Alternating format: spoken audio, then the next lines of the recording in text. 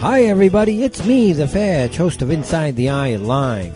Before the Sunday mainstream media political pundit talk shows, there is Inside the Eye Live, where we break down some of the weekly mainstream media talking points before the talking points even get aired. Add in some entertaining stories, weather, cats, intriguing and informative guests, and you get one of the most listened to Saturday morning streaming media political talk shows going today.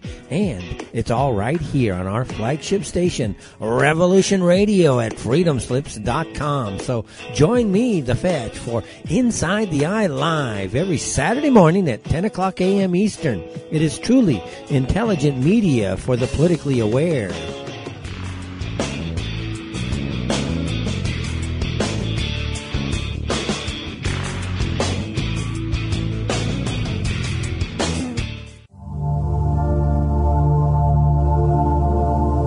Welcome to Sacred Matrix, a divine paradigm of love and universal consciousness, with your host, Janet Kira Lessin and Dr. Sasha Lessin.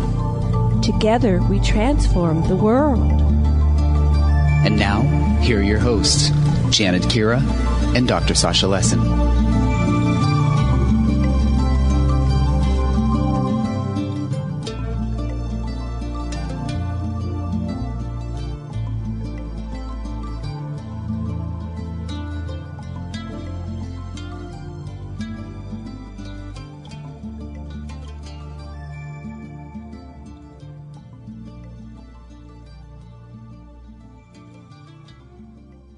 We're going to let them introduce themselves because I don't have their bios in front of me. Dr. Lessin, are you there? And would you like to say something before we bring on Tracy and DeAnna? Yes, I would. A few years back, Jan and I had the honor of being able to teach Tantra and basically the all-chakra spiritual tradition at the Phoenix Goddess Temple, and it was utterly wonderful. There was a place where people were able to really experience the love of the goddess in a really safe and uplifting way, and it's just absolutely a wonderful experience. And we're going to listen today about what happened to this wonderful temple and how ultimately it prevailed. And Tracy has isolated the core of most important religious traditions, spiritual traditions, which is the chakra system of the energies within each body and within the whole planet. And DeAnna is a very, very special person who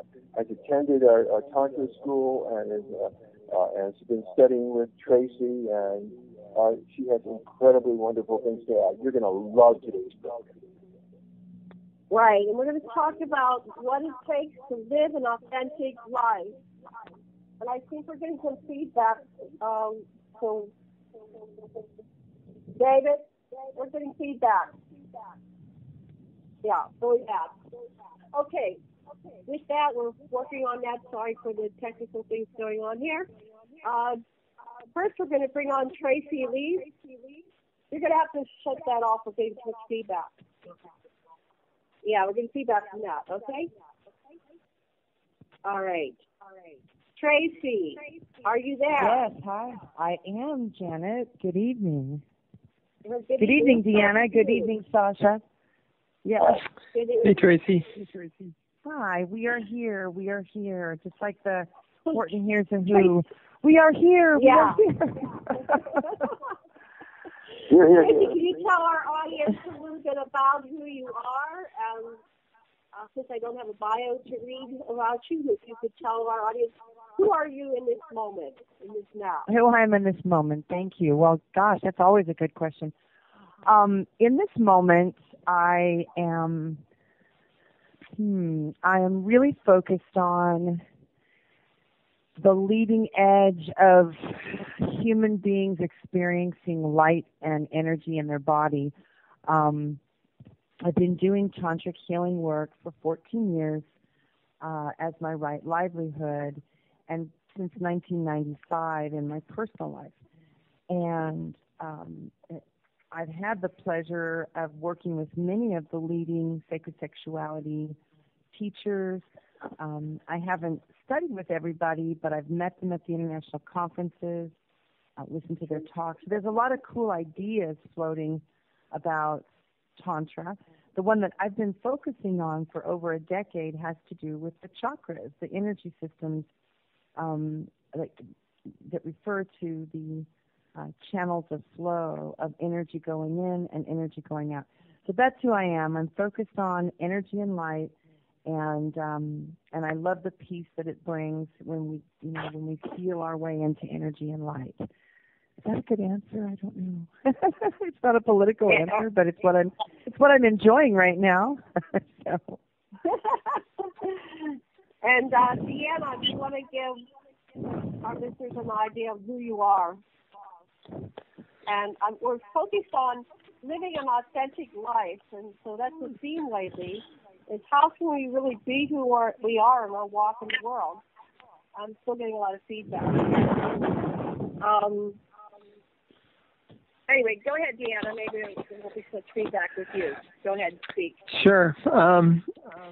So my name is DeAnna. I'm getting feedback too, but hopefully you aren't getting it out there. I think, David, you're going to have to quit whatever you're doing. We're getting horrible feedback. I'm sorry. Okay. Keep that stuff. So anyway. Yeah. No? I'm getting an echo, but I'll just ignore it. Anyway, so my story actually starts out a long time ago, but just to make a long story short, I've always identified in my life early on as being transgendered and knew it, but was afraid to bring it out.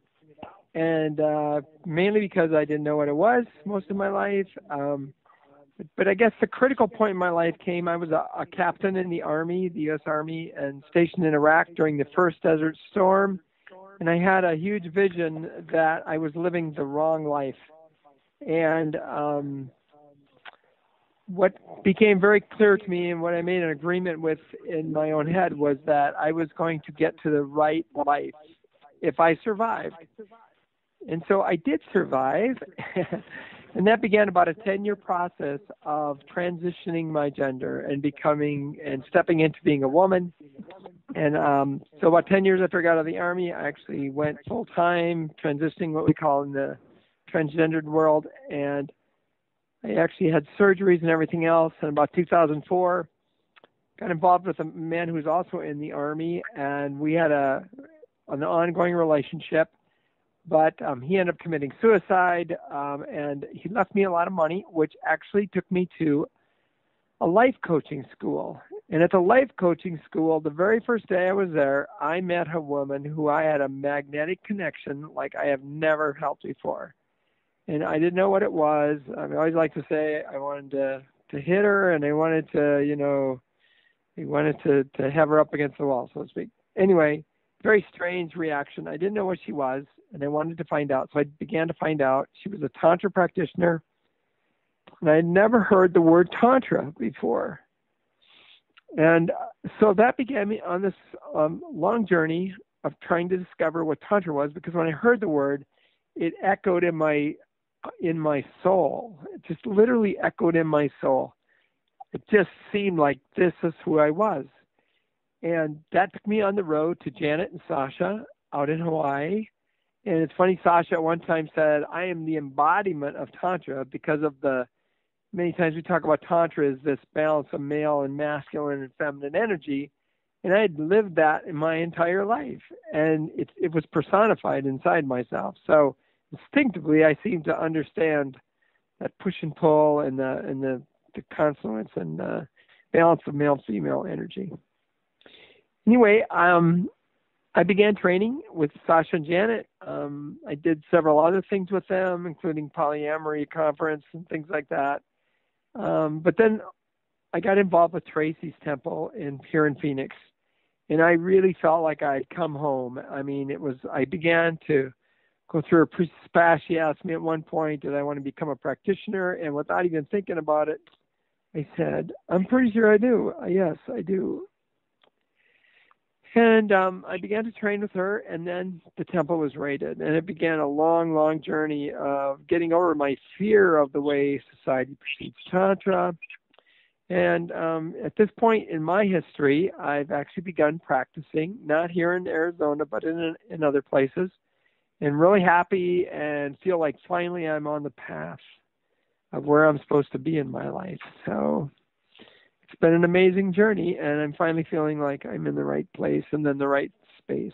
So I guess that's about where I'm at right now. Oh, thank you. You know, it would really help if Tracy would say your background and what led you to create the temple and just what happened. What is the background of this wonderful we temple? lost Tracy. We lost Tracy for a moment. She's calling back into the show. But just hold on to that. I wanted to ask DeAnna a couple questions. I just wanted to make a comment, one thing. But what's going on with you, DeAnna, is so relevant right now. We have Bruce Jenner. We see celebrities are coming out about being transgendered, and Bruce Jenner is leading the way on a celebrity level. And right, also recently the Amazon. The Amazon.com show called Transparent, which is a very clever name, just won 2 Emmy Awards. The Emmy Awards are just pretty recent. So you've been watching this all of your life. What would you like to say about the movement and how things are rapidly changing? It is really it's stunning to watch, and there are really some really good things about it, but there I tend to be too I don't want to be too like everything's rosy, because there are things going on right now that there are pushbacks right now in society, as much as it's one of the biggest concerns right now is that some big names in Hollywood and also on shows are doing something that's not uncommon. But when the DSM-4, which is the medical category, how the medical field categorized different things, in the earlier version of the DSM, which is the medical book that people use to diagnose from, being transgender was categorized in a list of things which no one really knew what they were at the time, back in the early 60s and 70s. And so, for whatever reason, pedophilia and transgenderism were in the same chapter. And the new DSM that's come out has actually given transgenderism its own category, separate from everything else.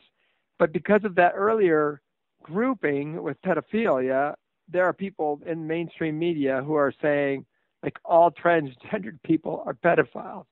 So it's fascinating to watch how people make these bizarre leaps, and connections, just because something happens to exist in a chapter of, here's what we're still confused about, and we don't really know what it is and what causes it. So, but there is a lot of positive stuff. So, what's interesting to note, and I've been studying this, I always go to YouTube, and then I study this, and I am not an expert by any means, but there's something that happens in the womb that determines gender, and everybody comes in female for like the first 3 months. If I'm getting this correctly, I don't know if you understand this. No, this is correct. And then it's based on things like environmental factors and testosterone, and how things are going with the mother. Right. You understand? And then it changes, and some of the babies become male. Do you have more to add to that? What happens? There's so many things. It's a kind of an interesting thing, because so many things can actually go wrong, but it's a miracle as many don't go wrong. So what happens in the womb, because you're right, all eggs start out the exact same way as female. But what happens, there are I think 3 or 4 testosterone washes that happen in the brain of a male baby. And so if any of those washes are not at the exact right time, or if they don't happen, all kinds of things can happen. They think there's speculation. They don't know anything for absolute certain yet. But what they're finding is one of the conditions that happen is that you become transgendered. Or it may be gay is another one of the different things that happen. But it's very important to note that gay and transgendered are very different things, and that's why I've always preferred the word transgender to the word transsexual, because transsexual always adds a weird twist, and people start thinking that being transsexual is a sexual issue, and when in fact we know that being transgendered has nothing to do with sexuality. It's a separate issue, completely different from the gender issue. We know that transgender people end up being all spectrums. They tend to be, depending on which way they go, like a male to female can end up being a lesbian or can be bisexual, like in my case. And I tend to be more gender fluid. And to me, it's about energy and energetically who someone is. Their parts do not really matter to me so much as of who they are, right? The plumbing doesn't matter as much as who they are. And I've been with both men and women, and really it's really irrelevant to me at certain points. So I think it's just really important. And I wanted to, before I forget, to add to the conversation that and I don't have the statistics in front of me, but there's a great percentage of children that are born, and I don't have the right term, so I'm going to be politically incorrect here. They used to call it hermaphrodites, but they have both male and female. Some of them have internal, some external genitalia, and now we're doing the genetic tests, and some of them are there's XX, XY, XY, and XYY. So they actually probably have 4 genders now, and our whole society has to rethink that. Oh, I think 4 is just 4 genders at a minimum.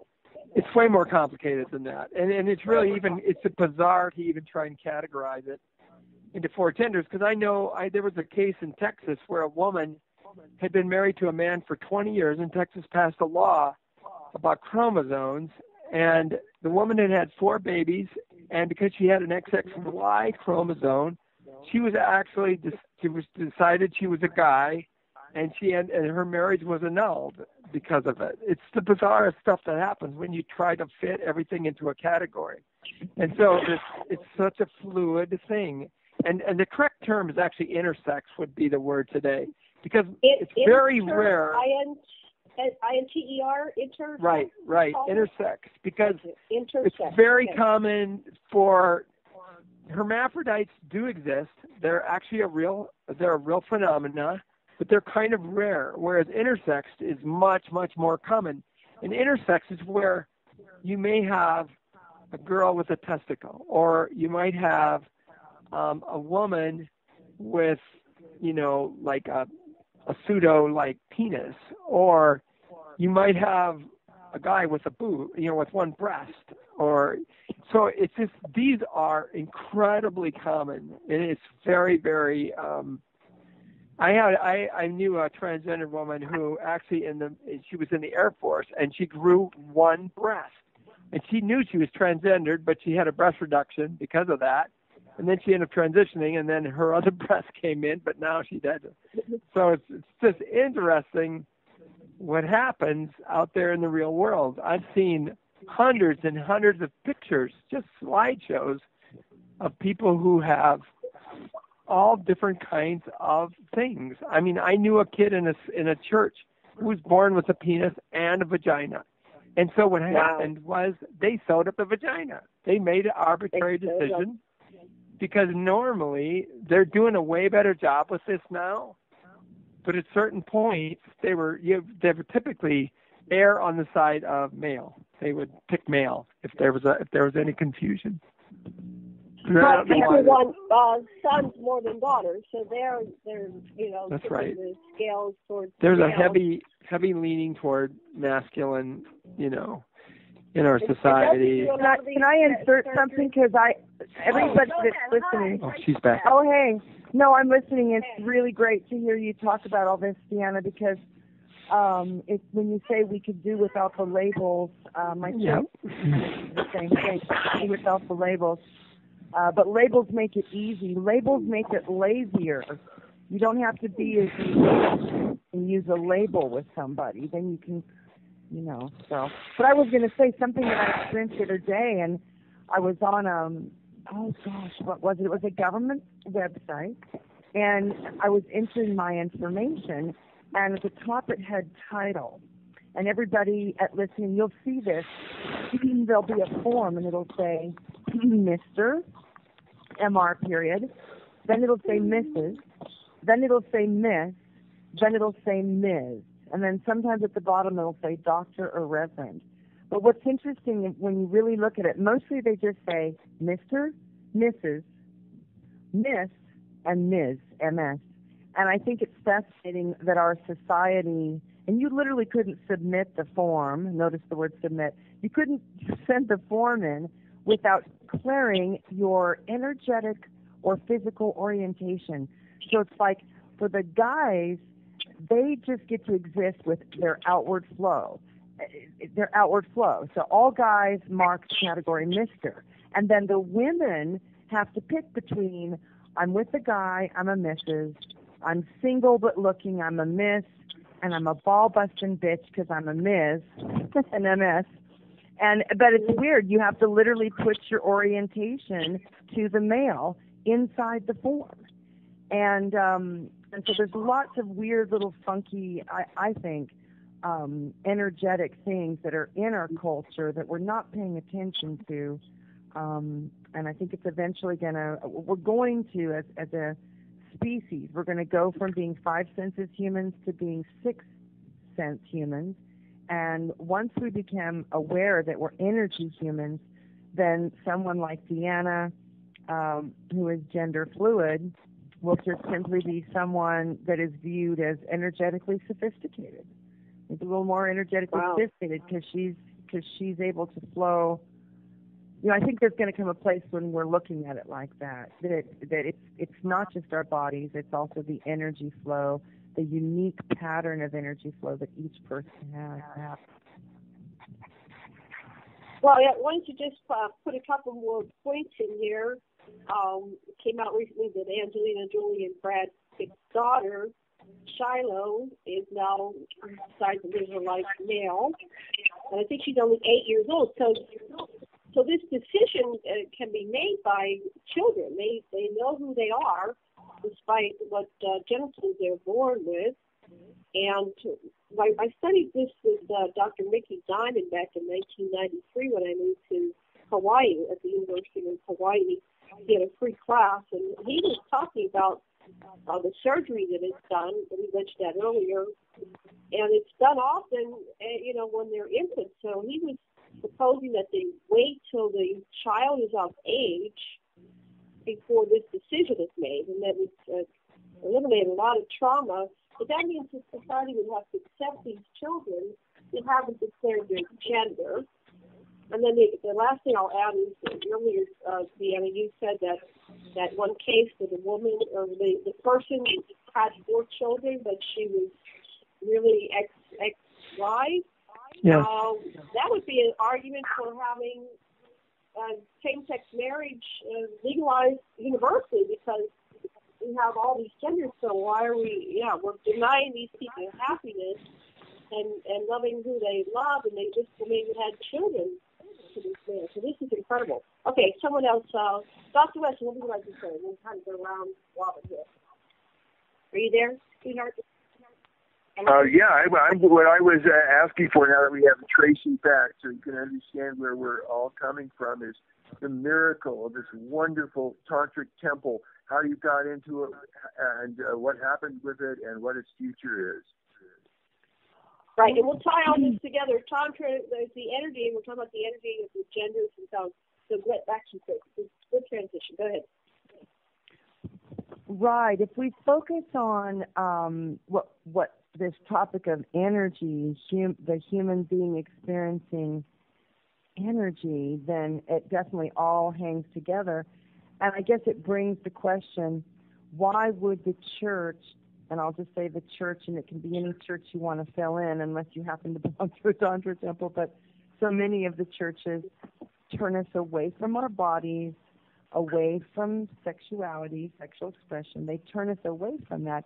Well, when you begin to do deliberate conscious energy practices like Tantra and yoga, and you become aware of energy flowing, and you become aware, wow, I could deliberately send my energy to someone, or I could consciously be open to receiving their energy. And for some reason, the church has really steered us away from our energy and light. And they've steered us away from these ancient teachings, which would amplify energy and light. What's up with that? You don't think there's an agenda, do you? You guys don't think there's an agenda to keep us powerless? You don't think that's something? Not on Revolution Radio. We've never faced such a thing on Revolution Radio. Well, let's look at that agenda.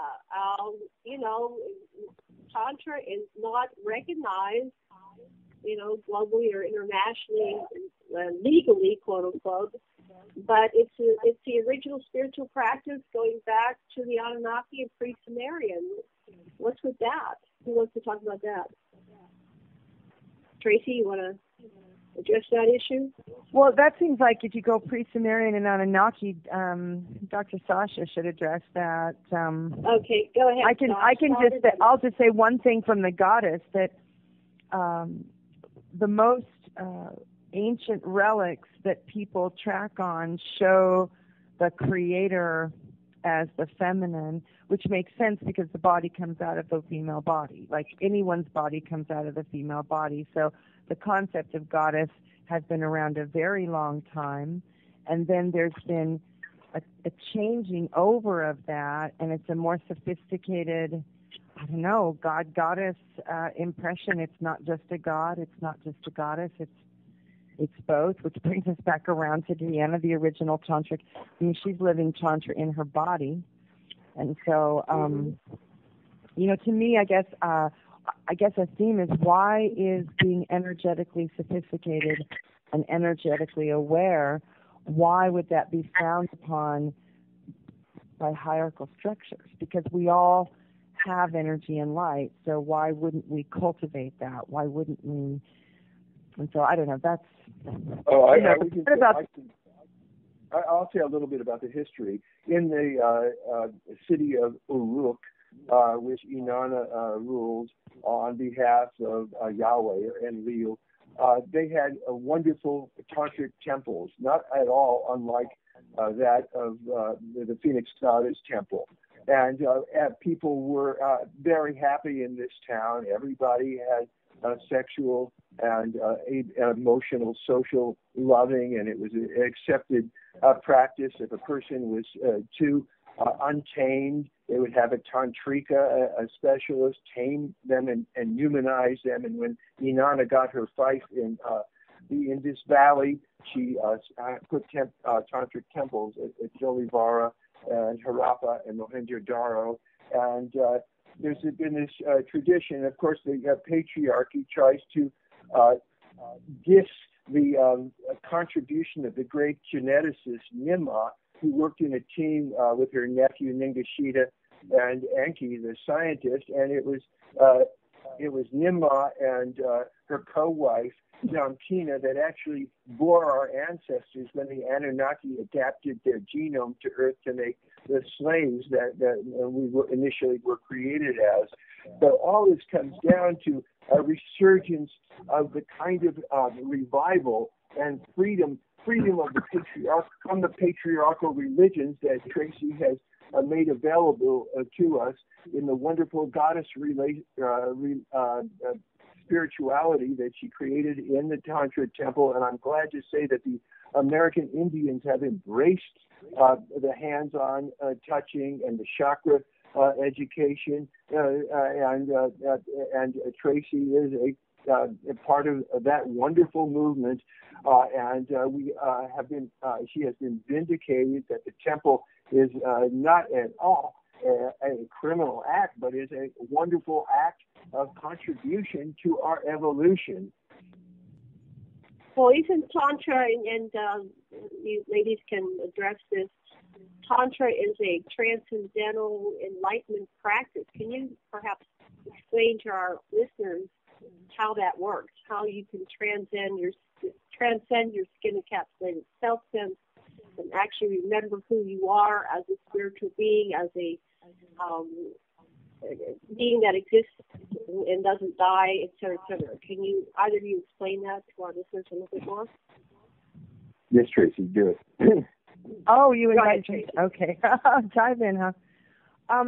Well, what I'd like to share with everyone is something that I call self-evident Tantra teachings. They're things that you already know and you've already experienced, but a good Tantra guide will be pointing you towards yourself and what you already know and help you remember things.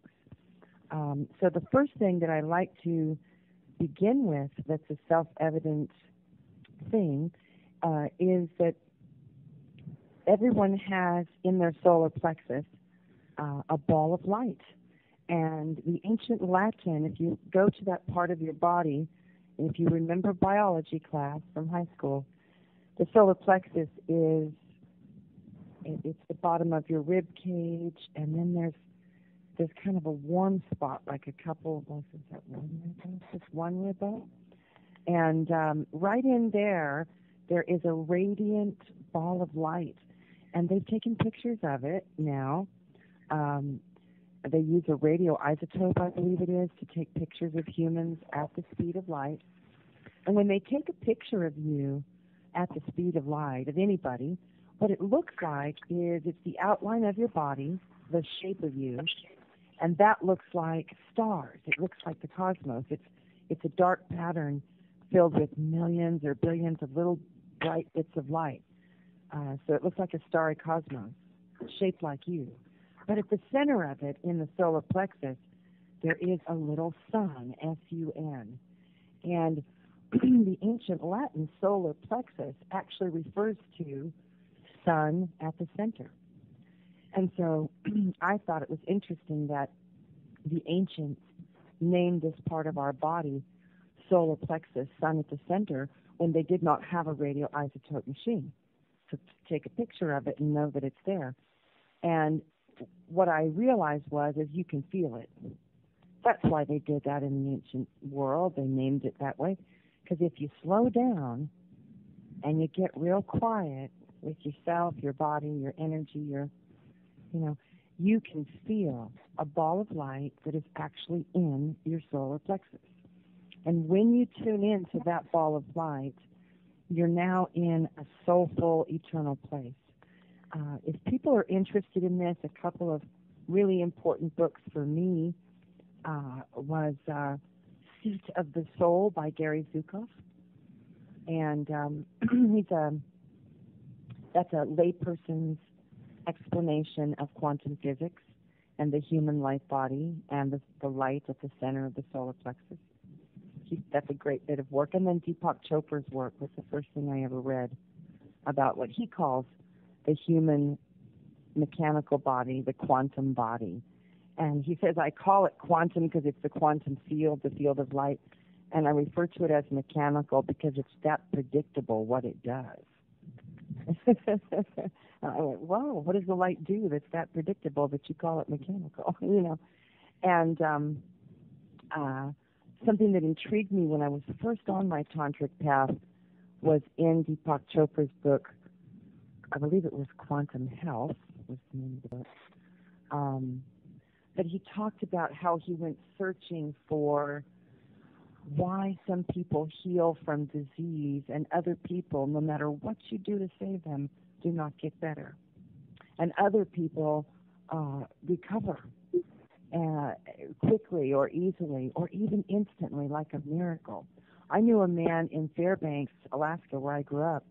It was quite famous when it happened because we were a small town and everybody knew this gentleman.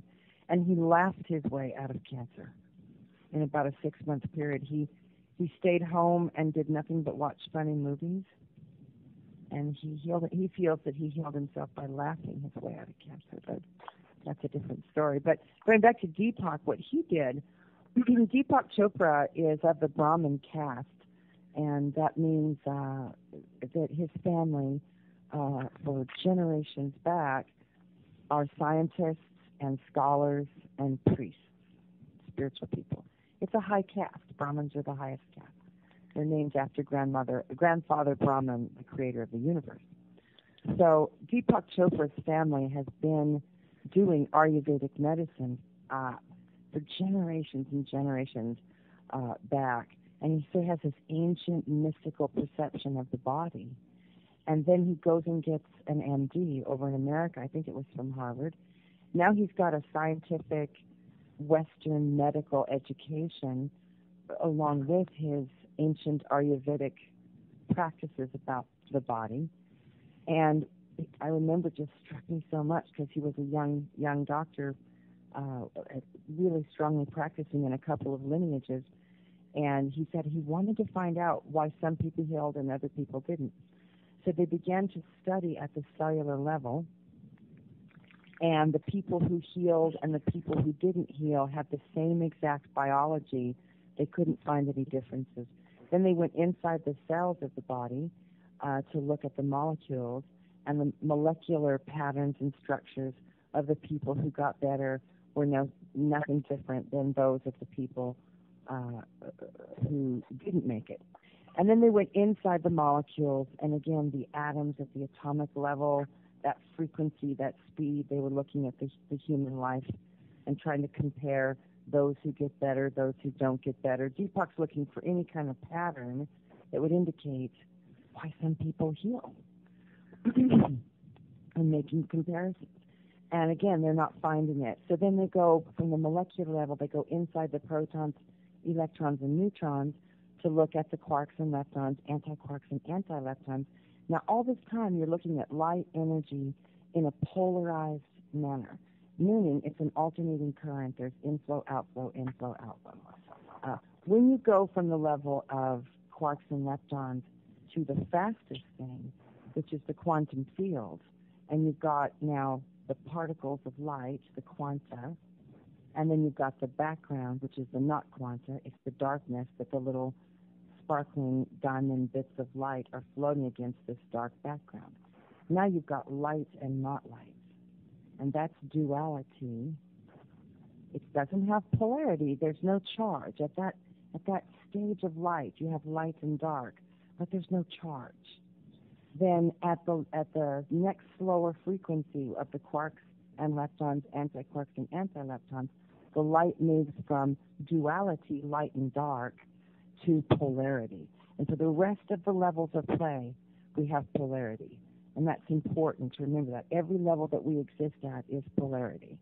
But going back to the quantum field, so now Deepak has not been able to find any markers, right? And what he did find is that every level, we are always exchanging. At the molecular level, at the atomic level, at the cellular level, we're replicating. We're always rebuilding ourselves, and we're always exchanging with the universe, always. We're very fluid. We seem solid, but we're actually fluid. And so now he's looking at humans at the speed of light, and he's looking at that little ball of light that they've taken pictures of that is at the center of everyone's solar plexus. And he said, as far as I can tell, this was his, and please forgive me, I shouldn't be telling this story when I haven't read the book in 20 years or something, but this is what I remember. And you're doing great. This is what struck me, okay, just as the reader. Okay. And you always get a different experience if you read Deepak's work. But this was when I first began to be interested in the human light body.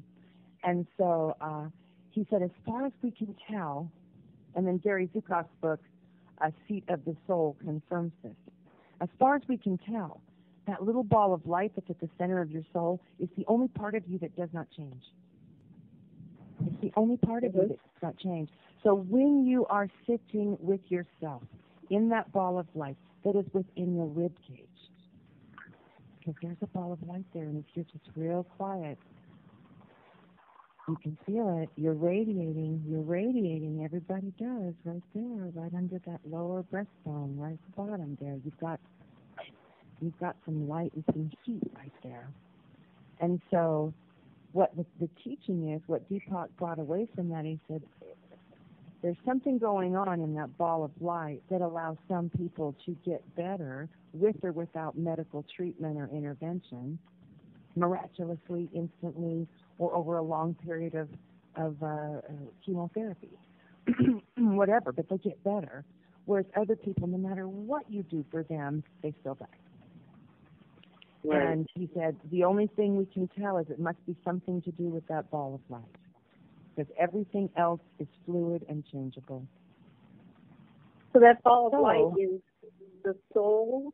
The soul.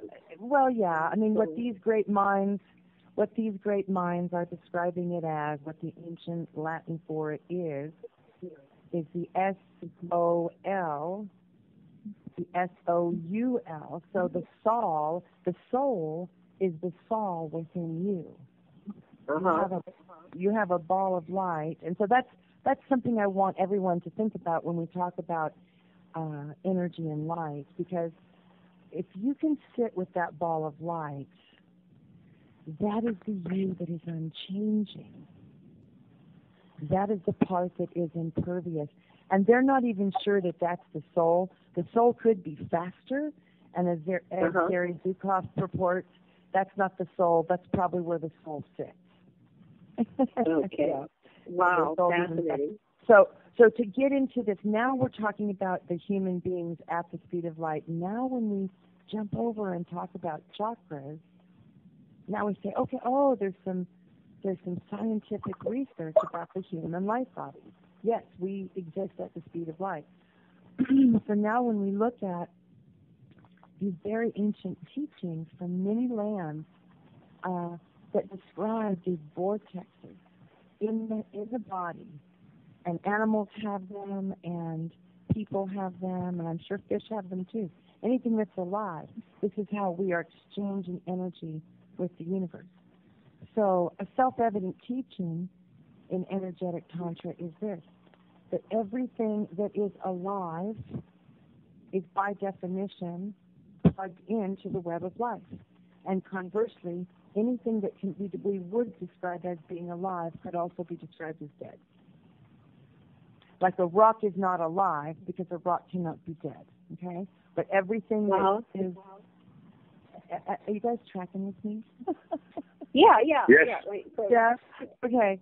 So the first self-evident thing about Tantra, because Tantra means to weave, and what we're weaving is energy. The first self-evident teaching is that everything that's alive has channels where energy's flowing in and other channels where energy's flowing out. That's all. And the chakras describe these channels so that we can consciously work with the energetic exchange that we have. And if you have weak connectors, weak places where you're taking in weakly, or maybe you're sending weakly, your channels of flow are not strong, or maybe they're blasting too strong in some places.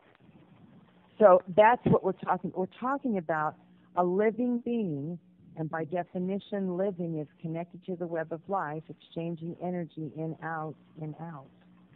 And see, because if any living being becomes disconnected from the web, then the light of the soul, which is fast, leaves the body, and the body then goes back to being, ashes to ashes, dust to dust. The body goes back to decay and become part of the earth, right? So there's a separation. So as long as we're alive, we are children of heaven and earth.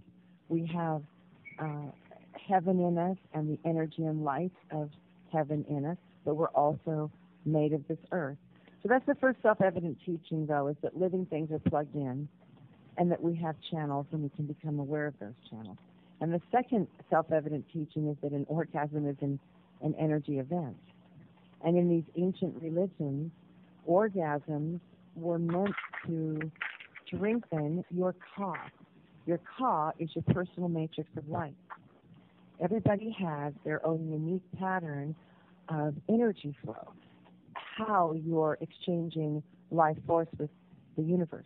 Energy's flowing in massively at the base of everybody's spine. So, and I read one scientific, and I've got to find it, but it was 70% is what they're saying. About 70% of your bioenergy is flowing in at the base of your spine, And we all remember from science class that, your spine is an electrical column. So massive amounts of bioenergy from the web of life is going in at the base of your spine and then traveling up your spine to be distributed through your body. So when we speak of the chakra system, there are 6 major energy centers in the body, and the root has massive amounts of power. It's where the soul connects to the earth plane, and it's where the body is sort of plugged in. Like if the human body was a major appliance, the big grape cord would be coming out at the base of the spine. Because that's where massive amounts of amperage is going into the body to move the appliance around. We take energy in right there. Now, here's where it gets sexy and interesting. This is the Tantra. Because we live in a universe that has this duality and this polarity, if you were born in a male body, you take energy in from the universe at the base of your spine, but the way your soul translates it, in the root, you flow out. But if you were born in a female body, female soul, the way the energy is translated in the body, when you take energy in at the base of your spine, ladies, you then create an earthing vortex that actually is a magnetic negative that pulls and grounds and earths all the way to the center of the earth. That's what these Egyptian teachings have. And I can't speak for people who are transgender. They're going to have to come out with their own information. I'm only able to speak to kind of the basic stuff. Which is, the basic. I'm going to address the basic male-female, but I know for a fact that within gay and lesbian couples, you will generally see someone who's kind of running the masculine energy settings, and you'll see another partner kind of running the feminine settings. And then, of course, they get energetically sophisticated, and they will switch it up in each moment, girlfriend. There's those people, too, who are super gender fluid, which is basically... Well, let's DeAnna address that, and then we'll come back to Tracy. Yes, good segue to DeAnna. Good segue to DeAnna. Good transition, yeah. Take it away. So the term that's been really powerful for me lately is gender fluid, and energetically, I would say that same term applies. And I would say, depending on who I'm with, I am like a chameleon almost, would be a good analogy, in that I can shift the energy on how it flows to emulate whoever I'm with. So where, as Tracy's talking about the binary kind of male-female system, you're right, this is a more sophisticated thing where I can adjust and I can flow out in ways, depending on who I'm with, I can flow differently. And I think that's probably as sophisticated as you want to get into, but it depends, hour to hour, day to day, kind of moods and stuff like that. For me, it's way more.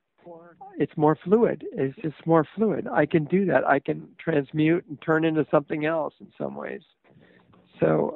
What about the chakra system? We noticed that there are many different chakra systems, and Tracy uses one. What does what would you suggest, like a transgendered or someone that has the intersex person? How would they adjust the chakra system for their practice that they were engaging in? Can I address something? Because when DeAnna said, now I want to say that heterosexual people can be energetically sophisticated. I don't want to make it appear that they cannot.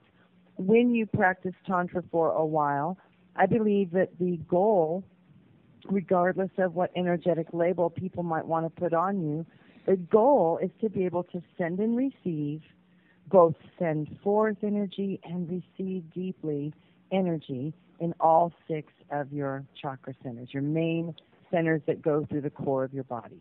And so regardless of your gender or whatever, if you're a sophisticated energy practitioner, you will get to the place where you can send and receive in all of your centers, and you can do so fluidly in the moment. If you Tantra practitioners, when they're with each other as lovers, they will frequently shift back and forth within the moment. They will be shifting and flickering. Yeah, because that's a more sophisticated, playful way of doing it. But I was wanting to address for people who are just beginning to play with this concept of these 6 major energy centers called the chakras. It just means spinning wheels. And ladies and gents, the 7th one is above the head. And if you've ever been in church, you've seen a picture of the crown chakra, because most of the religious iconography will show saints, people who are healers, mystics, with light glowing around their head. And that's the crown chakra, the 7th chakra, which does not permeate the body. It's connected to the 6 chakras, but it's not in the body. It floats above. But we have 6 in the body that are either sending or receiving at all times. And take it away, DeAnna. Well, I would just say, first of all, Tracy's got way more experience at this and can really articulate it from that level a lot better. But I know when I'm with, a seeker or whatever, I tend to intuitively just try to balance chakras. I try to flow where they need to be, where they need inflow. And then I try to receive their outflow wherever they're outflowing. And so I think in some ways being transgendered allows me some more flexibility than the traditional, the polar system of male and female. So it actually makes me, in some ways, at least intuitively, it gives me an advantage to some extent, because I have outflowed and I have inflowed in all the different chakras. And I think, like Tracy says, right, where you get to, I think a practitioner who is had a lot of experience can start to do the same thing. Whereas what I do is more instinctual, and I think as I practice more and more, I'll be more deliberate. But right now, I intuitively try to sense where people need inflow and where I need to receive their outflow. So, I would like to add that, it's not just something, the chakra system, you can look at the split within yourself and center yourself at each level. So at the first chakra, at the level of your vulnerability or inner child, you have both a vulnerability and the parts of you that protect your vulnerability. And when you center yourself, you can decide how much you want to share of your emotions and how much you want to keep them private. And in the second or sexual chakra, and all of the chakras, you have that opportunity. For example, in the heart chakra, you have the giving of love and the receiving of love. And if you can center yourself where you can give and receive, and you're not, rather than having to always give or always receive, but rather be at choice. And so when you have achieved balance at each of your chakras, you can sense not only your own energy, but you can sense other people's energies, and you can see where they're closing down. For example, it might be fine if in the power chakra to do business with them, but you don't want to do your sexual chakra, so you keep that blocked off. And once you understand the chakra system in your own system, you can totally center yourself rather than be automatic. Yeah, that makes sense. Okay, we have a couple of minutes before the break at the top of the hour. Who would like to speak, and what would you like to address? Well, it might be fun for everyone listening to try a polarity experiment during the break. Basically, hold your hands in front of yourself and palms up. And basically, one of your hands is an outflow hand by default, and one of your hands then tends to be inflow. Basically, the hand you write with, your pencil hand, is the outflow hand, and then the other hand is your inflow. Now, basically, I want everyone to just try this. We'll just deal with the second and the third. So, guys and gals are going to get different instructions, because remember, men and women flow differently in the chakras. Ladies, take your receiving hand, not the hand you write with, the other hand, and place your left thumb in your belly button, and just place your hand, the center of your palm, right over your belly, just like you're pregnant and waiting for that baby. I love that feeling.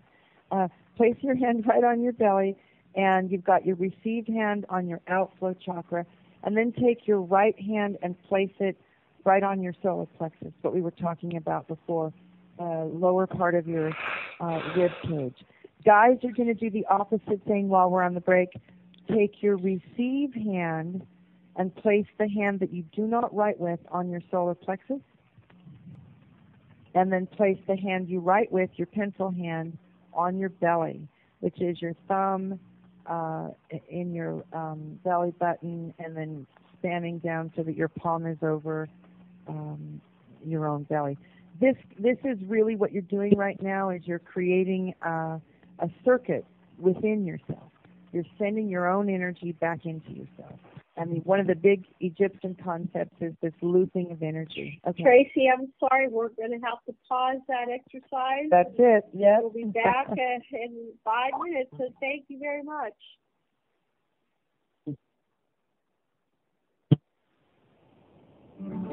Oh.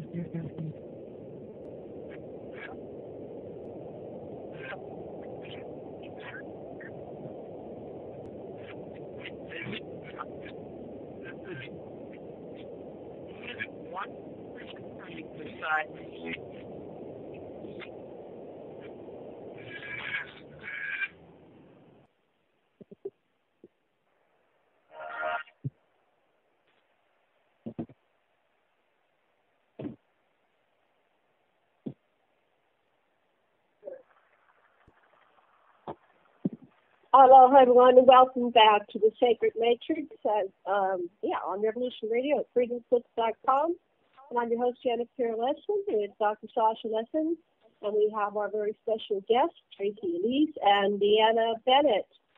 And we're talking about Tantra and human sexuality and gender and transgender people. And Dr. Lesson, are you with us?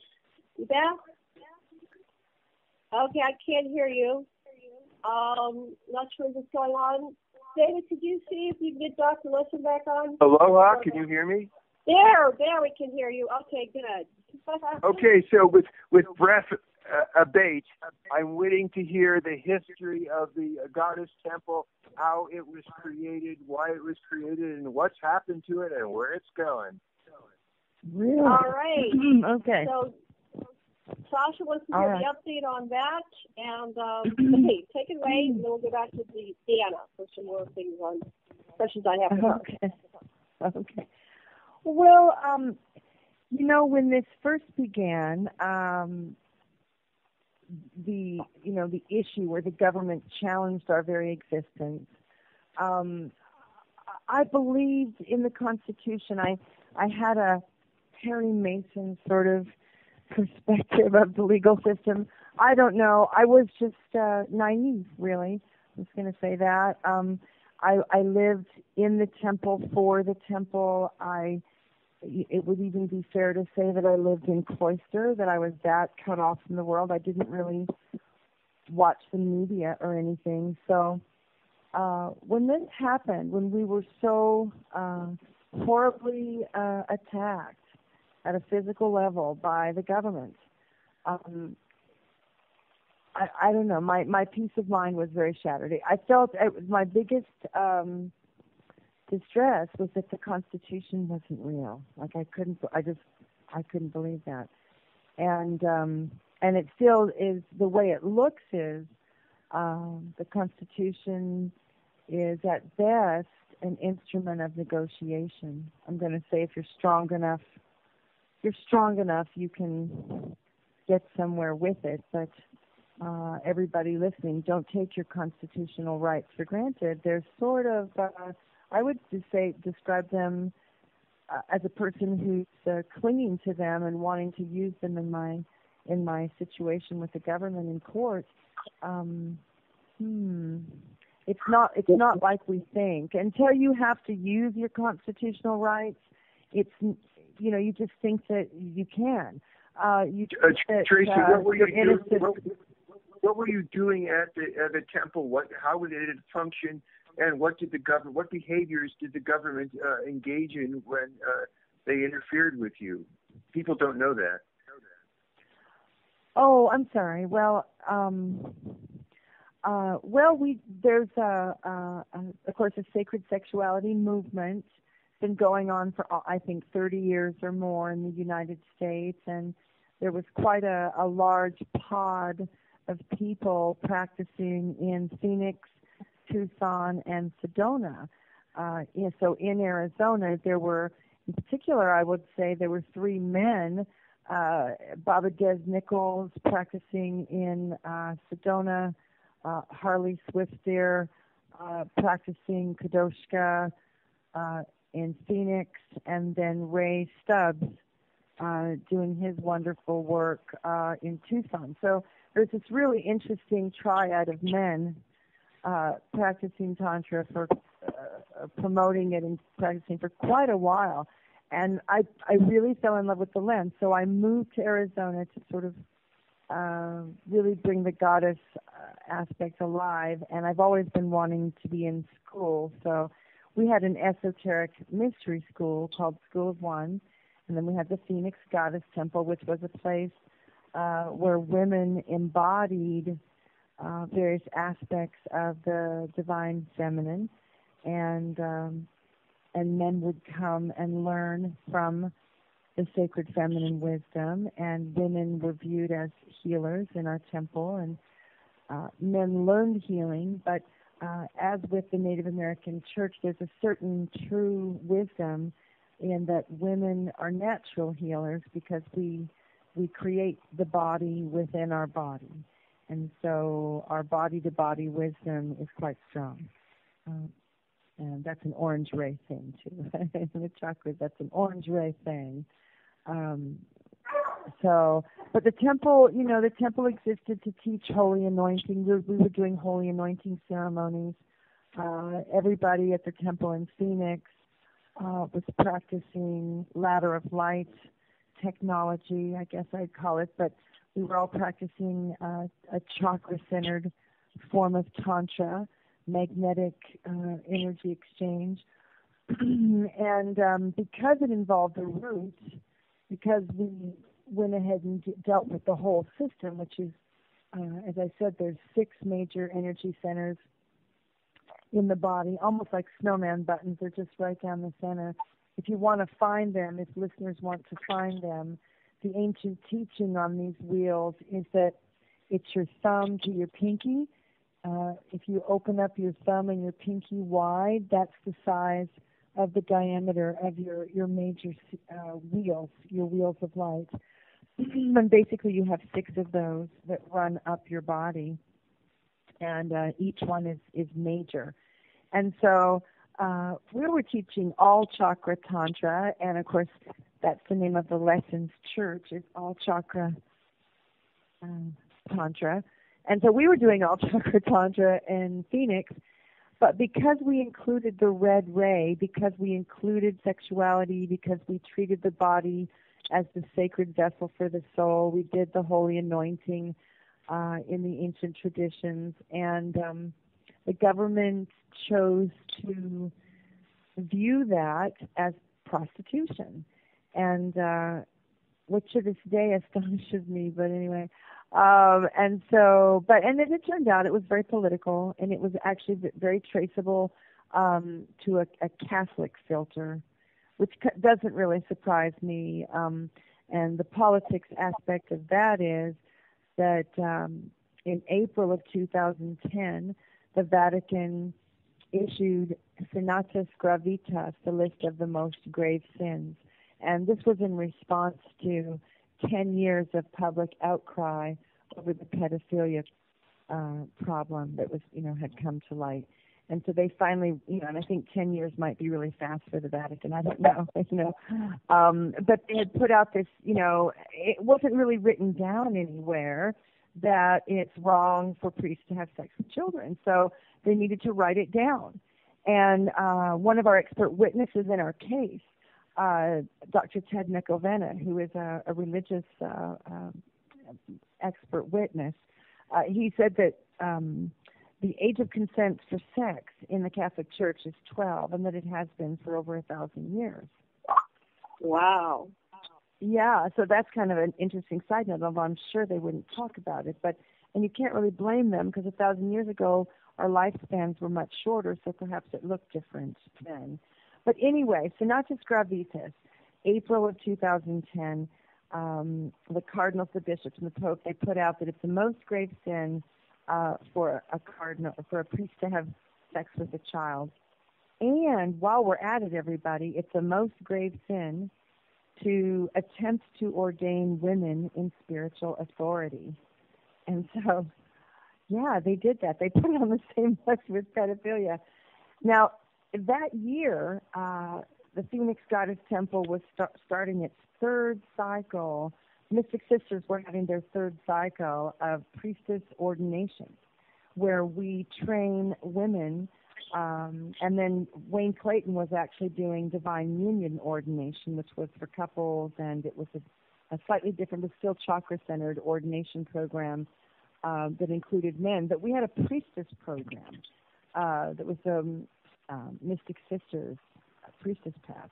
And so we did that in 2010. The Phoenix Goddess Temple joyfully, very happily, we had our first full cycle of priestess trainings, priestess initiations, and the first group, the Daughters of the Divine Root, graduated as priestesses of the Phoenix Goddess Temple in December of 2010.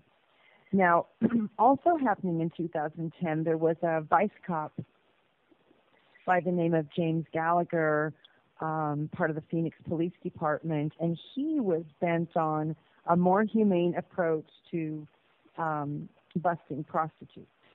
And so he had this program that he created called Project Rose, and they were going to take they were planning to take in 2010. He was planning this project. And then he brought it into being in 2011. And what the project does is they take 100 police officers. That's more than Vice probably has. 100 cops in a 24-hour period, and they go out and they literally hunt women for a 24-hour period. And they're hunting them for looking like prostitutes, having an ad, somewhere that looks like prostitution, whatever, and they just round women up. They set them up and accuse them, and then they bring them in a squad car in pink handcuffs. I shit you not. I'm sorry, that was my father coming through.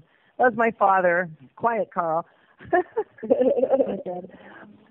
that's what they do. They bring them in pink handcuffs to the a church that's rented. Now, the Catholic Church doesn't want all these accused prostitutes actually at the Catholic Church, so they rent this other church that's an independent Bible church, and they need the money.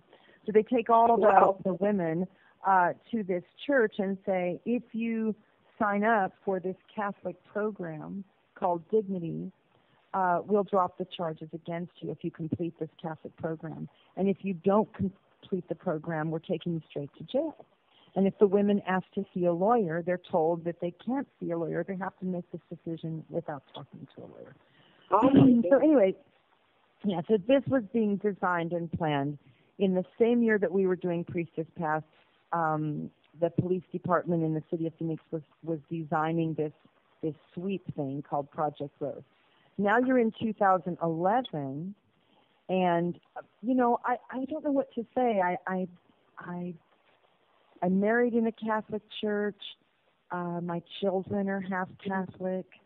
I just think that institutions, large, lumbering, old institutions, are slow to change.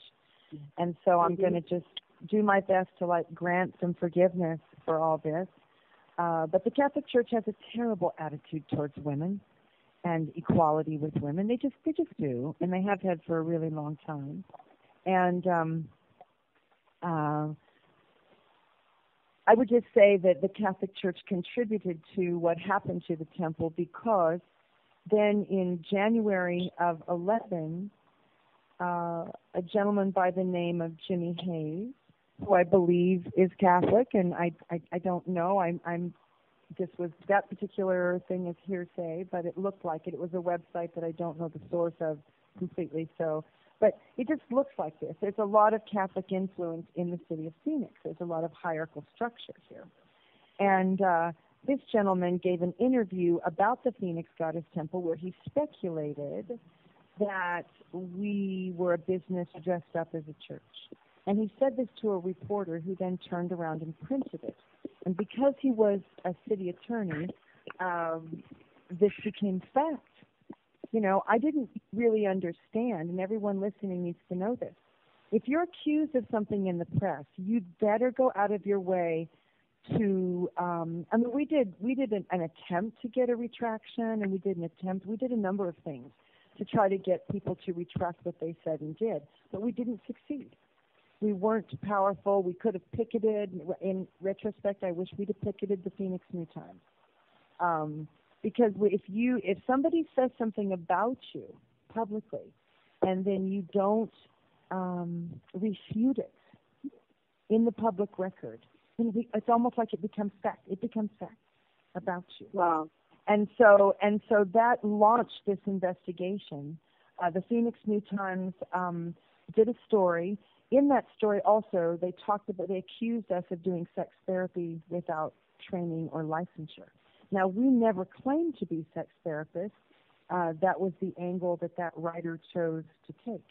And she also chose to characterize me as crazy when I said that, when she asked me by whose authority I was doing these things, I said, it's my relationship with the Creator on high, the Most High Creator or whatever. And she just, it was interesting because when the whole thing was said and done, that reporter was an atheist. And it was interesting because she told me she was. So how was she going to look at what we were doing at the temple? Her highest authority was the fifth chakra, and that would be like a psychologist and the sex czar for the city of Phoenix. So she went to visible secular authorities and said, what do you think about these people? What do you think about these people? She went to the fifth ray because as an atheist, she couldn't go any higher. She went to the blue ray of truth. She didn't have a higher power. She doesn't believe in a higher power.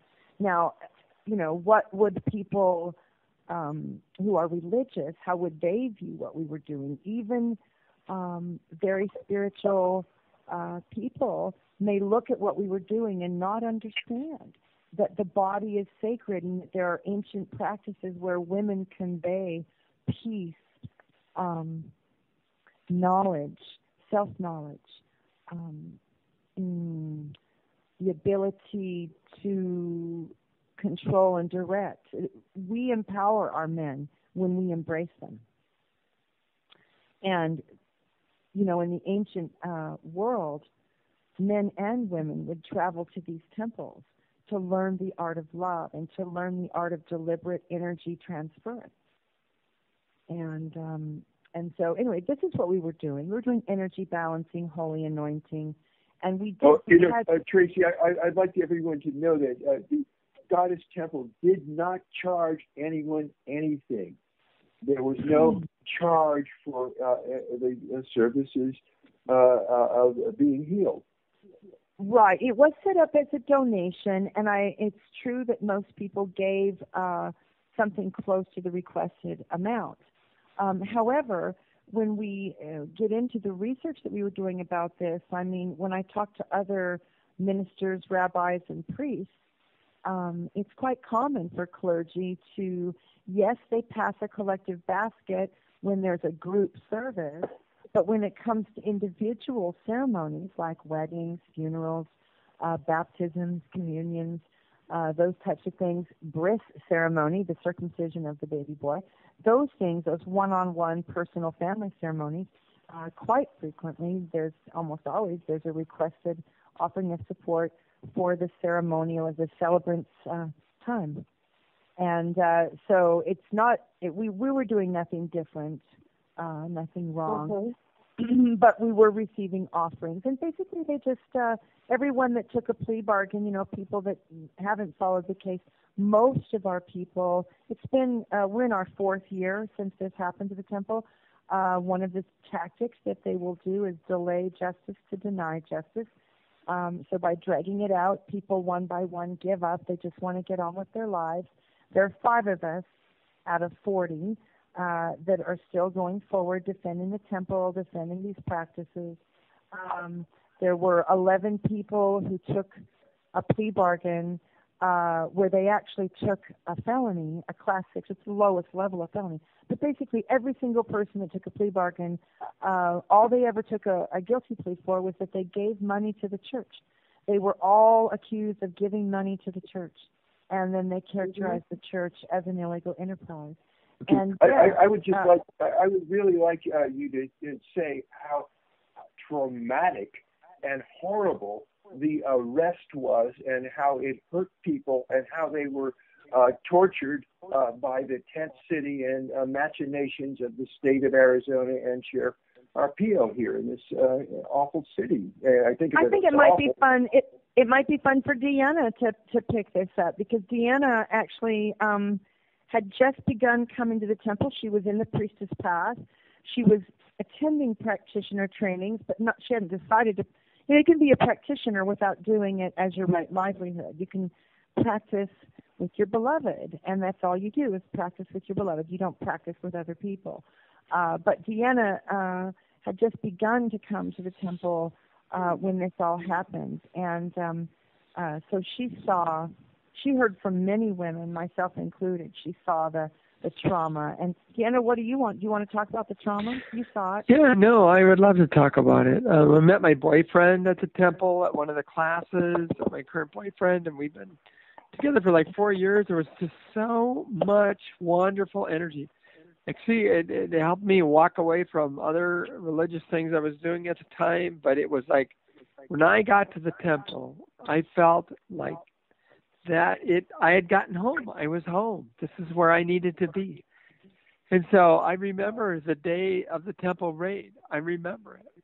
And I was driving by, and I thought, oh, my God, hopefully somebody just, you know, I hate to say it like that, but I was hoping that somebody had some sort of a medical emergency or something. That's why all the police cars and everything were there. I mean, I just felt I was enraged. I was no more enraged than if my Methodist church or my Catholic church would have had the police storming the gates with battering rams and guns drawn.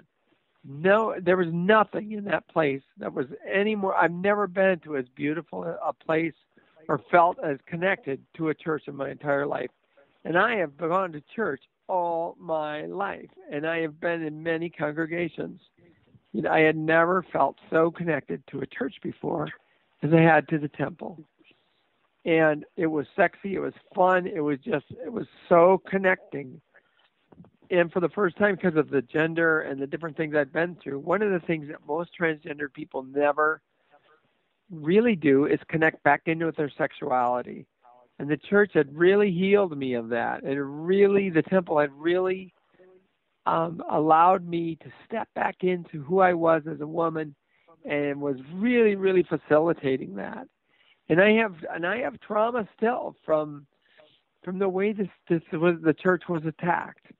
And I never ever viewed it as any way or shape or form as being any kind of an illegal place or a place that shouldn't be. It was really the government really weaved the story, and I have never in my life, I've been very much in what we call the matrix. I've been in the military. I was in the military for 13 years. So I was very much in that mentality of the government is always right. And so for the very first time in my life, I questioned this, how can this possibly happen? How can this possibly happen? And to watch the way the government and the press portrayed the church, it really revealed to me for the very first time in my life how what we are fed as a human race, as a country, it's a very manufactured thing. And it's manufactured by belief systems and everything else that the people in power want us to believe. And so for the very first time in my life, I had all that question. In many ways, had the rug pulled off from underneath my feet about what I thought was real and what I felt was authentic in the whole world, not just here in Phoenix, but in my whole concept of what was good and what was bad. I always viewed the Christian church the way the Christians view it, as a kind of under siege, and that they were a really good place, and I wanted my kids to be raised there. But when that happened, it pretty much eliminated all those belief systems in me. And I began to really, really resent, and I was very angry, enraged. I literally didn't know what to do. And when I started getting calls that say, can you do one thing or another to help the girls or the women that were in the temple that had been arrested, immediately jumped right on board and said, I will do anything. And men were arrested too. There were several men too, right? Yep. Yes, that's men true. And women. So the first thing I did was help with some of the personal belongings of some of the goddesses and stuff. I began to do that. And then I got the opportunity to, when Tracy finally was given an opportunity to get out, she needed an address. And I willingly jumped on board, and even against some of the objections of people in my family and different places were concerned. I mean, it was like this weird thing. I did give her a home, but it was so weird because I knew who Tracy was, and I had known her for not as close as I know her now, but I had known her, and I knew what she did was good, and it was so strange to have everybody in my support system and different places, and even close friends that would laugh at what I was doing and question me deeply. You really sure you'd want to do this? Are you really sure you want to take on the government? And it very powerfully, deep in my soul, I knew I needed to do this. And I really didn't have any fear. And I still don't have any fear, because when you're right, it doesn't matter what happens. It really doesn't matter what. And that was a hard thing for me to get my head around, because the government has guns and they have structure, and they have scary people, and they have really powerful people who believe what they're doing is right too. And so it's very strange to run into this mass of structure that believes what they're doing is right, and yet I know fundamentally at my core that they're wrong. And that's so odd. I've never had that happen in my life before, where I've run like into the government or into a wall of reality in some ways, some people would say, where everyone's perception is one thing. And I happen to, by happenstance, and because of a very, in some ways, short journey, this all happened within a year. I went to Janet and Sasha's school, and I began to do other things. And all within a year, I got to the temple. I met my boyfriend. I got real active in the temple. I started doing the priestess path. All this happened within a 6-month period. And literally, my world went upside down. It changed. It changed drastically. And, I was just outraged because it was my church. And I think anybody on the planet who would have their place of worship rated the way my church was rated would be horrified. We used to talk about it. We used to talk about it in the Christian church. What would happen? There was one of my favorite stories I would hear was a Russian story about what happened in Russia, where these house churches would be raided, and what they would do to weed out the milk toast, so to speak, believers, is they would do these pretend raids with look-like soldiers, and they would come in with guns, and they would and they would question everybody, and they'd say, well, if you just agree never to do this again, we will let you go. And then they would let a few people go until finally just the hardcore, the believers of the strongest people were left. And then they would lock the door, and then they would be like, okay, we know now who to form our church with. And in many ways, we just went through that with our temple. And we know who to build our temple with. And it's the ones that are not going to be shaken by a government entity or the military or a political. Well, and this is where it's a perfect spot to talk about oneness, because there is this whole discussion of a new one world order, one world government, one world monetary system, and our practices actually do seek a type of oneness. And so, and as with everything in creation, there's the light and the shadow. Oneness for planet Earth could be beautiful and peaceful. Oneness for planet Earth could be despotic and horrible. And so I guess just bringing that around to where we're at with, sharing the light at this time. Like, there's so much. We didn't really get to bring in like ETs. I think you were going to bring in everything. But this thing. We will. Yeah. Yeah. So, but the temples, I believe, are poised to reopen as medicine wheels, and so this is good news. Before all this happened, before the raids happened, before the government came against us and said that we were no more a church than Cuba is Fantasy Island, that's what the prosecutor, Bill Montgomery, said to the public. And they also tried to strip us of our language, by the way. And I will say that going through this, the first year, I waited for them to just look at the evidence and let us go. And at the end of the first year, I found out that they hadn't even begun to look at what was on the 15 church computers and personal computers that they'd taken from people. After 13 months, they hadn't even looked at the computers. So, and yet they said they had 100,000 pages of what's called discovery. So I learned all these different things about how our system works. And I think rather than go, there will be, I think, videos and maybe a book forthcoming describing the experience, but focusing on the positive going forward.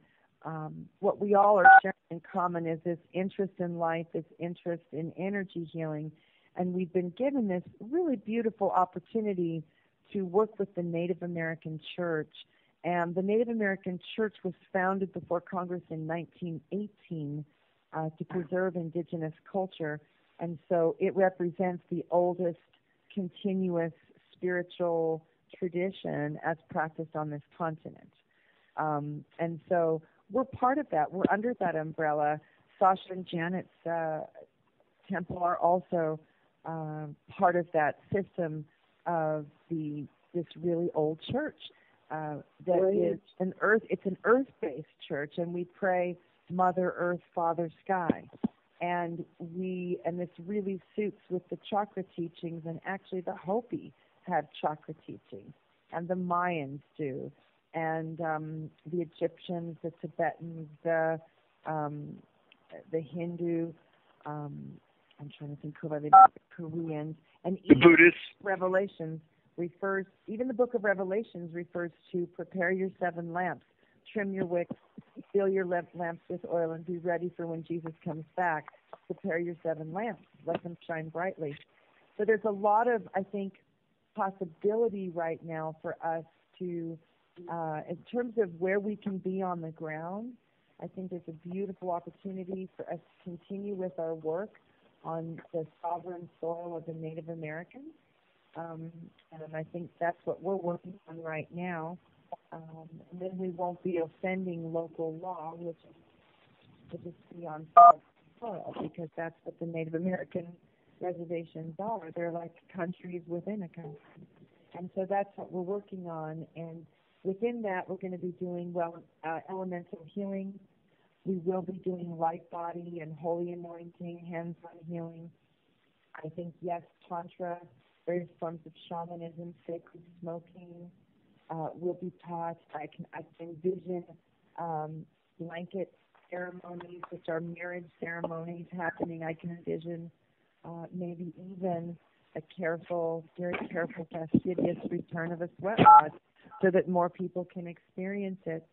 You know, a lot of people in the Native American church or in the indigenous culture, there are some of those people who are very upset that there are elders such as ours who are seeking to share Native American ceremony with people of other races.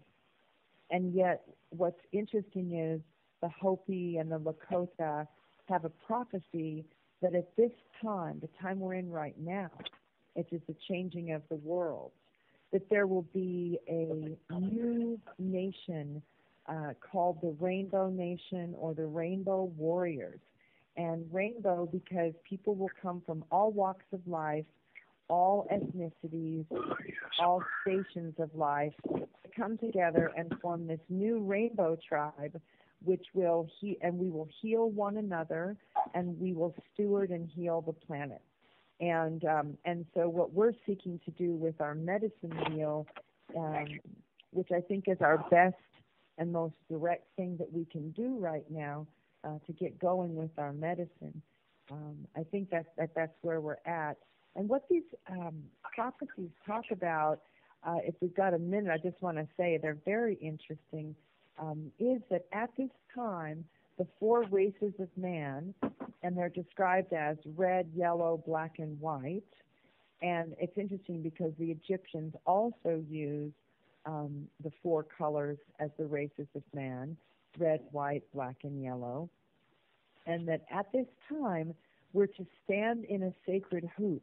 Humanity is to join in a sacred hoop, and that teachings of the element of air are to come from the yellow people, which is, I guess, the Asian folks, and teachings of the water are to come from the Africans, that's the black people, the dark-skinned people, and that teachings of the earth, how to live in harmony with the earth, come from the red people, which the Native Americans are representative of that, and then teachings of fire from the white people, the Caucasian people are the bringers of fire. And that we're to stand in a sacred hoop as humanity stands in one sacred hoop, and that if we can do this and share our teachings with one another, that we will mitigate whatever difficulties the earth will have rebirthing herself. But that if we can't share our knowledge and stand together in this sacred circle, that there'll be much more suffering when the earth transitions fully into this next stage. So very interesting stuff. And so if people ask, I love the goddess and I love Tantra, I'm going to very much focus for the next year or so on the Native American church and forming these medicine wheels and kind of working with this idea of the sacred hoop. And just to sort of wrap up what's happening with those cases, those cases where the churches were accused. The church in Sedona was also accused of wrongdoing, and we lost everything. And so if listeners hear this tonight, or if you hear a replay at some point in the future, what I recommend is going to mothermedicinewheel.org, and then you can click on a tab that will say Temple Union. And Temple Union will have all the updates of what's happening with the legal. At times we might be asking for your help to sign a petition or something. But right now it's funny because what they've done is so wrong and so bad, and what we've done is so right and pure that it's kind of over. Without actually having a trial, it's over. And so we've got to negotiate a settlement, and I just want to negotiate the settlement and get on with it. And the issues where the government is unhappy with the practices of a group of people, spiritual people. There's been many battle spots, and these things have been shook out in high places. You know, how does the government react when somebody wants to handle rattlesnakes, and that's their religious thing, is that they can handle rattlesnakes, right? Or what about the people who are doing ayahuasca and they're doing these trippy journey medicines? Or what about, here's a specific one, what about the Jehovah's Witnesses, how they don't like to do blood transfusions? This is a real critical one. It actually leads to what's happening for our church in the future. How the government likes to deal with the masses, they need to label you. They need to understand who you are and label you so that then the machine can kick in and interact with you if necessary. Now, I got mislabeled, and we're going to work on that. I got mislabeled by the machine. But everybody gets labeled by the government. We all get labeled teacher, activist, you know, whatever. They're going to label you. And but through our actions, I just keep wanting to bring around that we can, with love and patience, through our actions, just really bring that change, the kind of change that Gandhi brought, the kind of change that Martin Luther King brought, the kind of change that the suffragettes brought. And notice how the women worked as a group, and we don't name any one. Isn't that interesting? So, you know, change happens slowly with bureaucracies. And so what we have going for us is the government has this card holder system. So, for example, in the Jehovah's Witnesses, if you want to not have a blood transfusion and you're at the hospital, and the hospital administrator who is sworn to save your life and use every possible means to save your life and keep your life in your body, and they want to take those measures, and let's say they're talking about your child who is 12 years old, and now the parent, the Jehovah's Witness parent, is saying, I don't want a blood transfusion, and the hospital administrator is saying, oh yes, we have to do this, your child could die. Well, the way it has shook down with the government in court is that if you have pre-declared what your religious position is, then the hospital may then opt out. If you're standing there with a card that says, I'm a Jehovah's Witness, we don't do blood transfusions, when the car accident happens and your daughter needs that transfusion, that hospital administrator will back down if you're holding that card, because that card is their legal, court-approved way out of their vow to save your daughter's life. What I found out about all this stuff is the government tracks the stuff down to the hard place. And legal is about tracking it all the way to the hard place where it doesn't wiggle or move anymore. You know, they're trying to get it where it doesn't wiggle, because then they can track it. That's what this is all about. So when we talk about how the government might tolerate tantra temples, might tolerate sweat lodges and shamanic circles and people doing journey medicine together, people even sitting in a circle and smoking cannabis together in a prayer pipe. How they're going to tolerate this is, A, we're going to set it aside and do it on the res, because that's a sovereign nation and all the local and state laws don't apply. Your city, your county, and your state laws don't apply to the res. And so then you don't have conflict. They don't actually have to change anything in their structure, their hierarchy, if we operate on res land. So that's a win-win for them, because they don't have to change anything. Now, technically, any land that's held by our church is under Native American control, and so even our temples, which are not on res land, should have been protected under the Constitution. So that has yet to play out. But we know that going on the res land is going to be acceptable, that would be a super easy solution. And we also know that when we are doing things off the sovereign nations, if we're out in the world doing things, that our government will tolerate it in a more specific manner.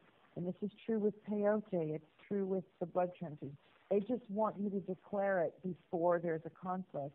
And so then they know who you are. And it's kind of weird because you're like, yeah, then they're marking all the medical marijuana people. They're like, yeah, they're marking me. I smoke marijuana. Or people who, whatever, we get different kinds of licenses. We're always being categorized by the government. We just saw it. So that's the solution, is that we will end up being card holders, and that we'll be able to do these sensitive, esoteric, highly spiritual ceremonies that involve orgasmic energy, and that they will transpire between members of the church and not with members of the public. And that's kind of what the government wants. They want us to pull back and not offer these healing ceremonies directly to the public. But if we offer them to people who have joined the church, then they can really say that. So that's kind of where it's at. That's the teachings that I've gotten from our elders, who have really invested quite a bit in taking a stand and to have the capacity to give peyote to non-Native Americans. They went all the way to the 10th Circuit Court to be able to do that. And that's what's shaken out time and time again, is this card holder system. We can talk about it or not, but that's the wrap-up on the legal. Expect good things, expect things to reopen this year, and expect to see probably some kind of card holder system, because that's already pre-approved. We don't have to fight for that, but that's already there. And there's prizes too. We're also suing for damages, so watch for that. And anyone who wants to be in support of that, it looks like what we're going to have to do, Janet and Sasha, I don't know if Deanna's heard this, but, there's various statutes of limitation, and we're now in our 4th year. It'll be a 4-year anniversary. Yeah, September 7th of 2015 is a 4-year anniversary. And the way these things go is they have statutes of limitations. And so even as we're still undergoing the harm of being accused, etc., without resolution in our 4th year, if they don't resolve it, they will have run out the clock on my ability to sue them. And technically, yeah, and technically they don't have to respond to my lawsuit if I have criminal charges against me. They don't have to respond until the criminal charges are settled. So if they can run the clock out before they drop the criminal charges, they basically protect themselves from having to pay damages. And that's really, I think, what's happening right now. But let me to the last little piece, and then we can do a much more friendly wrap-up. It's not fun to talk legal unless you're a legal animal, so to speak, in which case it is interesting. Oh, I'm sorry, I just forgot we were talking about. I was thinking about sharks. Go ahead. Cards and where we're going with the lawsuit. We have to do what's called class action. And class action has a 4-year statute of limitations. So we can go after the city, the county, the state, and the Catholic diocese for these types of crimes against our church and conspiracy to keep medicine people, priestesses, shamans, whole body healers, magnetic touch therapists from their workplace. They kept us from our workplace.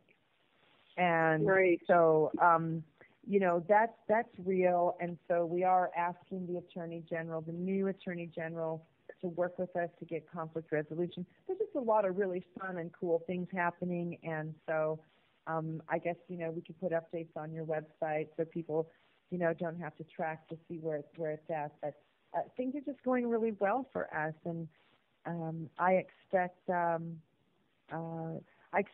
goddess and Tantra, those ideas, to continue to permeate the culture. And how I'm going to contribute to that, and Deanna is as well, we're going to work on videos that we're uploading to the web. And so for a while, some Tantra and goddess will be putting up on the web so that people can share it that way. And eventually we'll get our temples back on the ground where we can openly worship the feminine. It's really interesting because they couldn't stand that we were worshiping the mother. They really couldn't stand that again. Right. It's very patriarchal system. Yeah, it was very offensive to them, I guess, that we were worshiping the mother in that way. I wanted to go back to DeAnna here before we run out of time. It's 47 for the hour. DeAnna, are you there? Yeah, no, I'm here. Okay. What advice do you have for people who are contemplating your path, who are in one gender and feel they are another?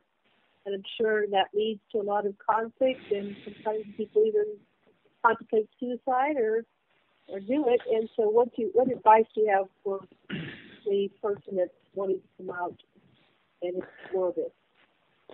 I would say that, it's a very individual thing, and it takes, people have to do what they have to do. But I think it's very interesting. I'd just like to point out that there's some very interesting cases right now where little kids are at their first moment of communication at 1.5, 2 years old. Their first words that they say to their parents are, "I boy, I girl." These are the first words out of their mouth because they're wearing the wrong clothes. It's so critical to understand that these are not things that kids just dream up. These are things that inherently they know deep in their soul. And as the minute they can articulate that, and that was my case too. Most transgender people know very early in their lives that there's something mixed up. They don't always know what it is, but they do know that something's mixed up. And so I would say as somebody who's actually gone down this journey and tried to make it work, it never works. It never really works. It gets stronger. It gets harder as time goes on. People think that as they get older, it's going to get better. It's going to go away, but it doesn't. And what becomes even more apparent, I think, as time goes on, is that you're not living authentically. You're not living an authentic life. And to me, nothing in life matters more than authentically being who we are. Everything else is a facade. And even this stuff with the temple, even this stuff is authentically being who I am. I have always felt compelled, even if I think back on it, people ask me about this stuff, and I would have always said I'm a very sexual person, but I just was a little confused. But speaking from I have had 2 lovers commit suicide, and I know how devastating this can be for someone.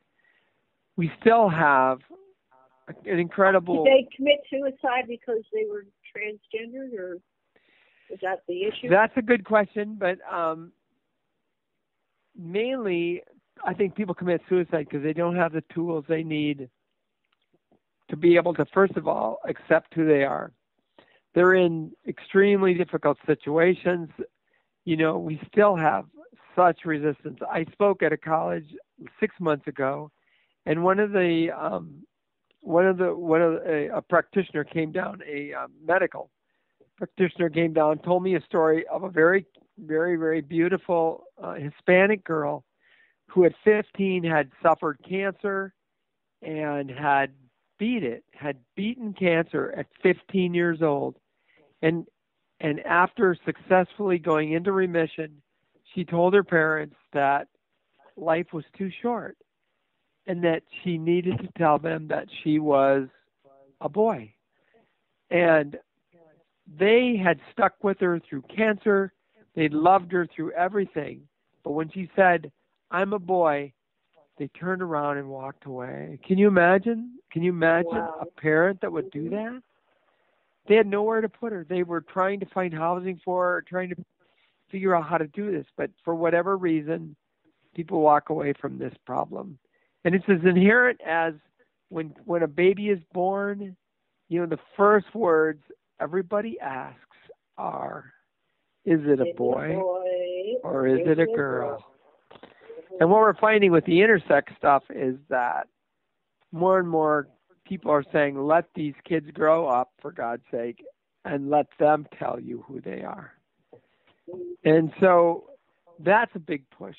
So it's gotten more complex. It's getting better. It's getting better for people because there's more acceptance, there's more understanding. Before, it was a scary proposition.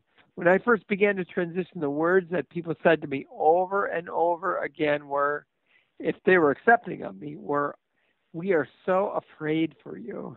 We're so afraid for you." And I would say, like, don't be afraid for me. Celebrate me. Help me to embrace this part of myself instead of terrorizing me with these kind of words. But these kids, there's still a lot of resistance. And especially, I would say, especially for the male to females. And it can go both ways. I totally see that. But we do live in a patriarchy. We do live in a patriarchal world.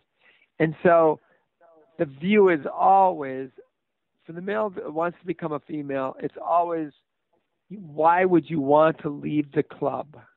Why would you want to leave the club? Why? Because everybody comes at it from a rational point of view. And so it's not rational, though. People just don't get it. It's not rational. It's intuitive. It's like embracing who you truly are. So there's a lot of hope for the kids. There's a lot of these things. But here in Phoenix, we have a really good program for trans youth. It's growing, but these kids are thrown away. They are really thrown away. And there have to be programs instituted. There's recently been a young teenager who took his life at 17. And it was ugly because the parents would not accept it. And the reason given was it doesn't, our belief system, our religious belief system does not allow us to accept our kid this way. And so the kid took his life. And when the reason people take their lives, whether they're GBLT, any which way, shape, or form, it's because they don't feel like they have any choices left. They've run out of choices, and it's time to eject from this plane.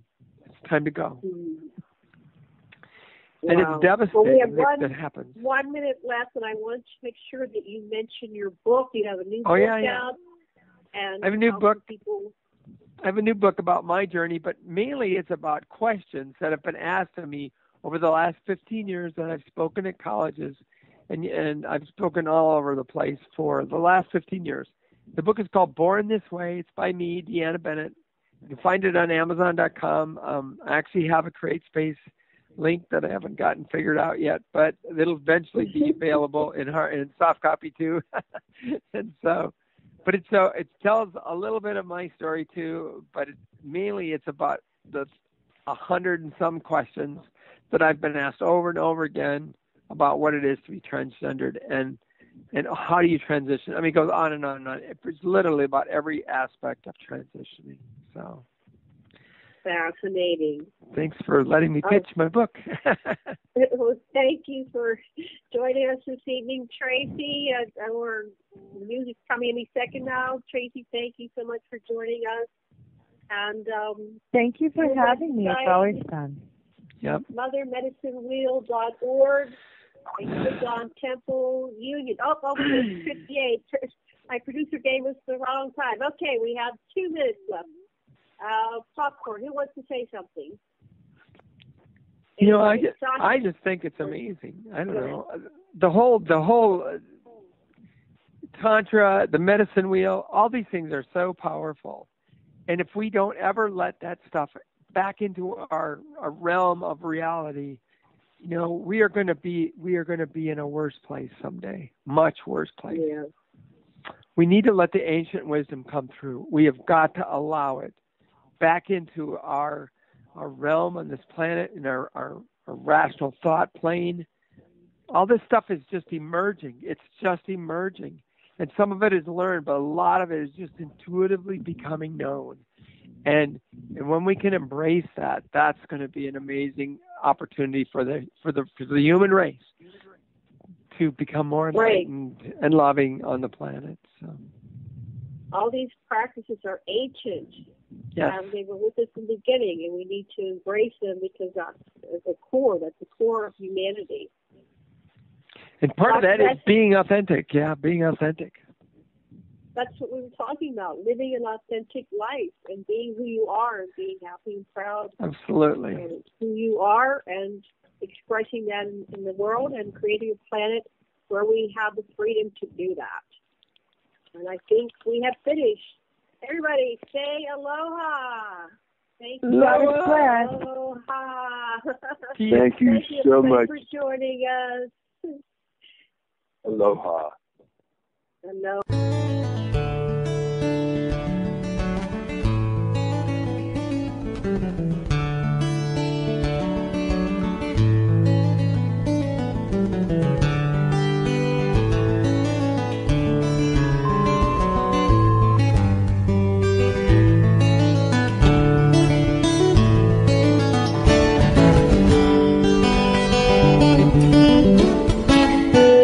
Listening to Revolution Radio at freedomslips.com, and we'll be right back after this message.